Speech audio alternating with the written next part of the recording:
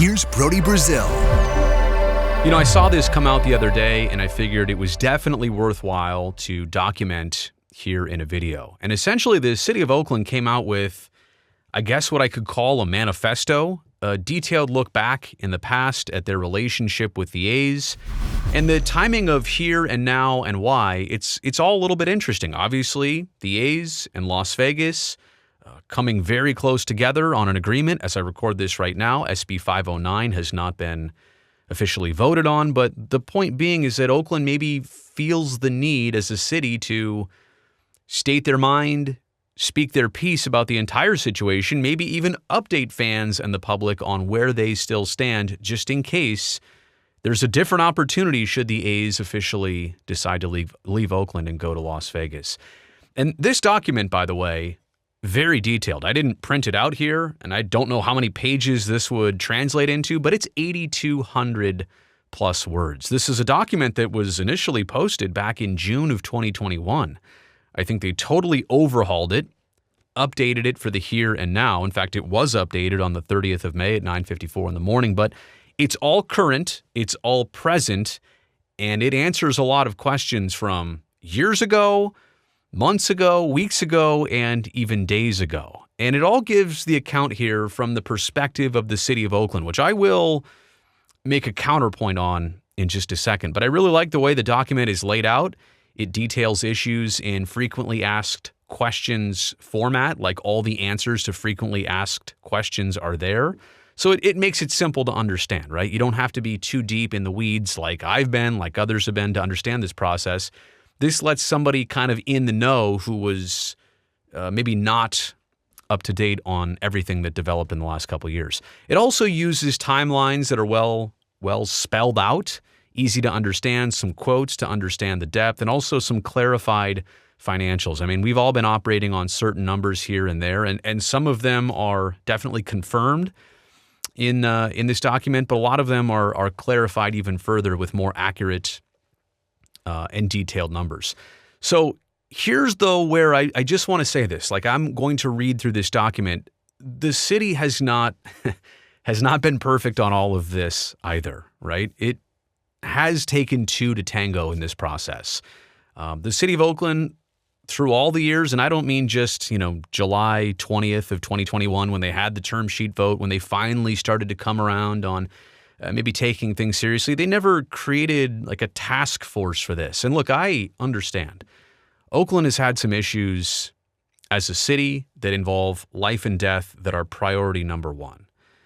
But then there's a next level of things that necessitate attention and should be very important. I don't know that the A's and Howard Terminal and the ballpark were always right here. I think sometimes they were down here. Now, escalated up to this point, but maybe the most progress that was made happened when it was too late. And I'll just say it like this. My best analogy about the A's and Oakland over time is this. A lot of times it was two ships crossing in the night.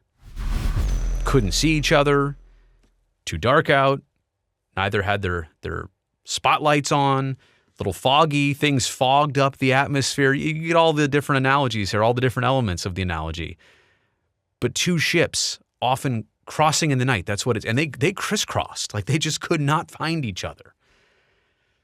And also, I think, even when you look at funding all the infrastructure, which was a huge, apparently, roadblock here, they did go the difficult route, but they also went the prudent route. They did not want to put their general fund at risk. Oakland did not want to participate in publicly funding this, so they went an interesting route of having state and federal grants fund, up to $375 million that they secured, and apparently 100 more that they're still waiting to hear on. This is all documented here. I'm just saying maybe they had no choice to go the difficult route, but were there any other ways to secure this money, to stay away from public general fund, City of Oakland money? Was there any other way to do this other than what seems like the hardest way, like to try and go to college exclusively on scholarships? Like, it happens, but that's really, really hard. So let's dive into the document here. And I told you about timelines. This was spelled out basically to say that the city has actually put in some work on this, and both sides actually did make progress. The city worked for several years to come to an agreement with the A's. Over that time, the city has repeatedly shown its commitment to the team and its fans and demonstrated the political will to keep the A's in Oakland. For example, 2021, the A's asked the city to form an infrastructure financing district for the project. Oakland's council, their city council, including current Mayor Sheng Thao, agreed and convinced Alameda County to consider opting in as well, nearly doubling the potential funding available for public infrastructure, parks, and affordable housing. In 2021, the A's asked the city to raise nearly $360 million to fund off-site infrastructure. The city rose to the challenge, eventually, raising more than $375 million in non-city funding, those are the state federal grants, with another $100 million grant in applications currently pending. In 2021, the A's asked Oakland City Council to certify an EIR, environmental impact report, for the project. Oakland not only did so, but successfully defended it in court twice. And in 2022, the A's asked Oakland to engage with the BCDC, the Bay Conservation and Development Commission, committee, after an initial vote on the project failed. Well, I think it was a recommendation, a certain sub-council. Anyway, Oakland once again successfully intervened and helped achieve a final 23-2 vote in favor of the project. That was the vote to remove port priority use status from the 55 acres at Howard Terminal. So again, though, I do not disagree at all with all this. This is a symbol of the A's working diligently and the city of Oakland working diligently. And in reverse, this is one of the hardest things to let go, is that, like in California, getting all this stuff done is really hard. And it takes a couple years. And they did it. And apparently now it's not worth anything. There's another paragraph later on. Oakland's leadership remains confident that a new waterfront ballpark district at Howard Terminal is within reach. I'm just picking and choosing here from different sections. Here's a question they're asking themselves and then answering. What about the port? Are they still negotiating with the A's? The port's exclusive negotiation term sheet, Port ENTS, expired back on May 12th. As a result, as far as the city is aware, the port is no longer obligated to negotiate with only with the A's with regard to the potential redevelopment of the former Howard Terminal. I think it's still called that, but yeah, formerly active Howard Terminal. However, the port may elect to continue negotiations with the A's, possibly in parallel with evaluating other potential uses and users of the site. Another comment here is about the Coliseum complex, which the A's do own half of, and AASEG, the African American Sports and Entertainment Group, is also in the process of taking over the other 50% from the city of Oakland. So here's what the city says.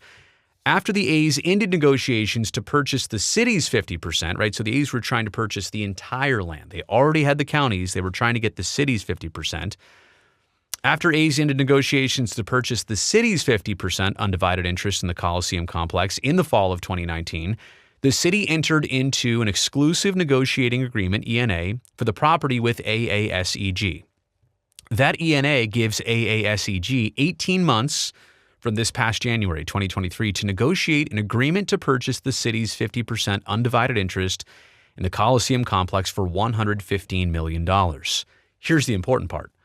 Redevelopment of the Coliseum complex will require cooperation between the parties, as neither possesses a controlling interest in the property.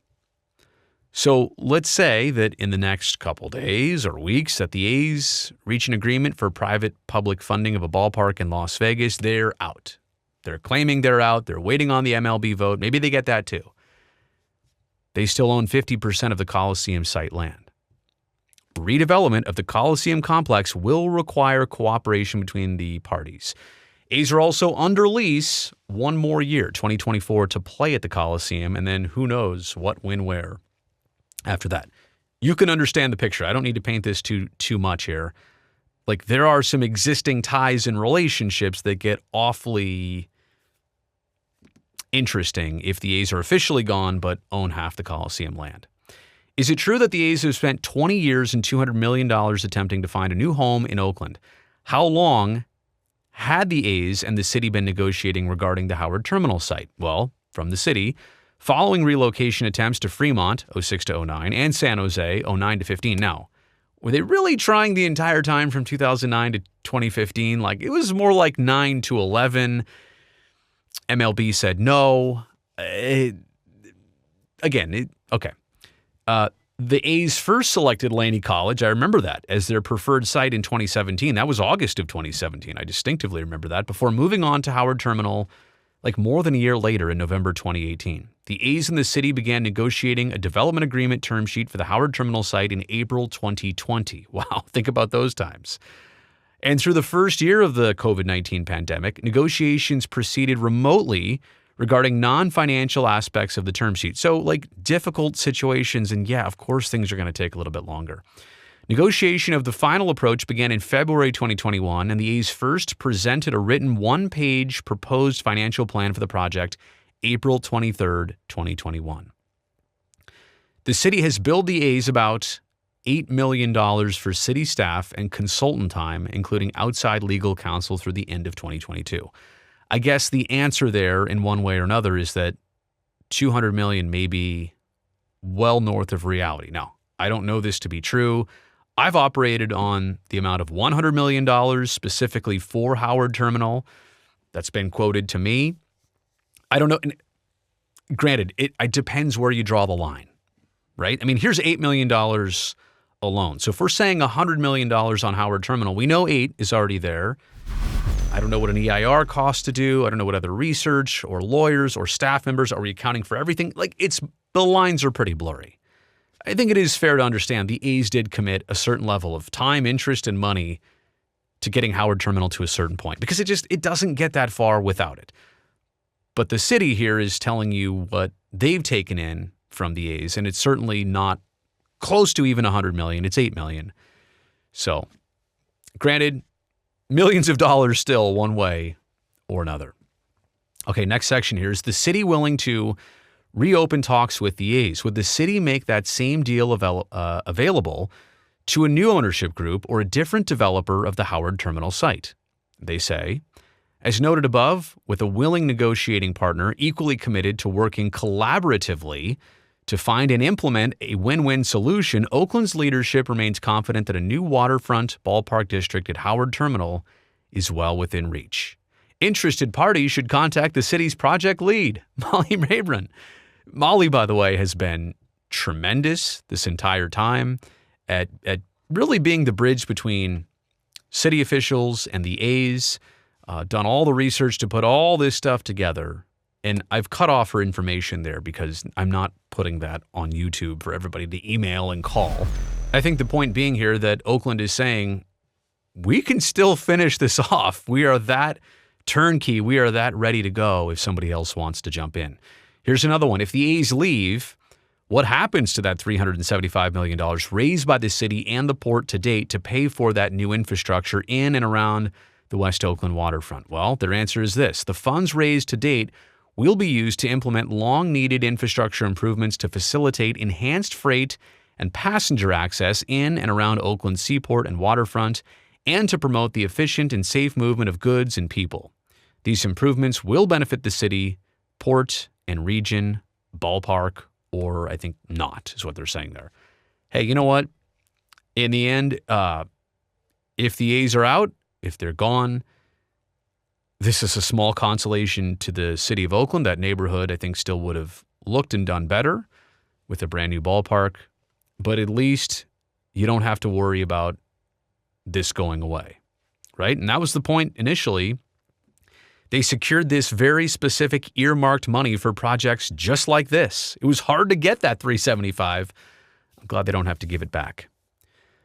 Would my taxes increased, or would West Oakland neighbors see an increase in property taxes due to the redevelopment of Howard Terminal?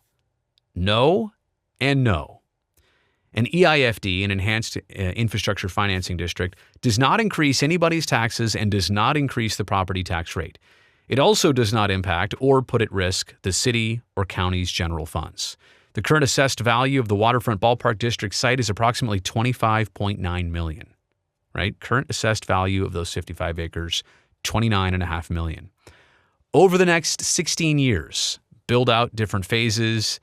If the project is built out as proposed, that value would be expected to grow to $7.6 billion in 16 years, from $29 million to $7.6 billion. Property taxes would be assessed on this new development, generating significant new tax revenues every year. This increase would not change the property tax rate paid by other property owners. Next section here. Would a waterfront ballpark negatively impact the port? No. This was a big question all along. This is a big opposition to building a baseball stadium there. By including transportation safety, infrastructure, and seaport compatibility measures, the ballpark project would be designed to avoid negative impacts port-seaport operations. Did I read that wrong or did I? Whatever. The city and port worked collaboratively on the environmental impact analysis and the design of the project so that potential impacts on seaport operations would be fully considered and addressed. Read the port's own statements about the project and safeguards to ensure port compatibility here and here. You can click on those later. Howard Terminal cannot accommodate modern ultra-large container ships and hasn't been used for container cargo operations since 2014. We've been talking about all this stuff for a long time. The 50-acre site is physically separated from the seaport, which in fact is very true. Would participating in an EIFD mean the county, like the county of Alameda, would be back in the sports business? Because they said all along they want to get out of the sports business. That's why Alameda sold their 50% share of the Coliseum site. No. The city and county would help finance critically needed public infrastructure, public parks, and affordable housing. The city and county would have no role in the financing, ownership, or management of the proposed ballpark at Howard Terminal, which, unlike the Coliseum, would be entirely privately funded, maintained, and operated. Next section here. Has the county agreed to participate in the EIFD? You know, in Nevada, still not sure that Clark County is officially in on floating $140 million in bonds. There's been some reservations there versus this. Alameda County, yes, in concept. On October 26, 2021, the Alameda County Board of Supervisors, I'm sure a meeting I watched, undertook a non-binding vote to opt in and contribute tax increment to the EIFD. So Alameda County was always on board, I'm telling you. They just wanted the city of Oakland to agree and arrange first, and they'd be right there. Where are we in terms of the approval process? This is the last one here. Like, if somebody else or something else steps in, when could development at Howard Terminal move forward? Is it true that it would take 7 or 8 years to open a ballpark in that new location, which I understand was a statement, was a criticism? Let's see what the city of Oakland says. As noted above, the city has already certified a final EIR for the proposed project and successfully defended that EIR against multiple legal challenges, which is true. Remaining city actions required to bring the project to fruition include amending the city's general plan, rezoning the project area, and other land use approvals such as approving the development agreement, preliminary development plan, and tentative tract map for the project. Once city approvals are complete, the project would require additional approvals from the Port of Oakland. City and port actions would take place over approximately a 3 to 4 month period, which I get, longer than you like, but that's it. During the 3 to 4 month period, which they would be considered as a single package at the city's planning commission and city council, as well as the board of port commissioners. It gets streamlined. It gets fast-tracked. I mean, look, as we review this document here, it's clear. Oakland wanted to say some things, and there's more about their interactions with the A's. I'll let you read this document for yourself, but I think they wanted to send a message and be very clear of how close this actually is in Oakland. And if the A's didn't want to jump back in on board, that Oakland pretty clearly feels that somebody else should. Now, I'm not here to give you false hope. I'm not here to lead you on. I'm not here to tell you I've got some insights. I don't know Major League Baseball's even interest in that.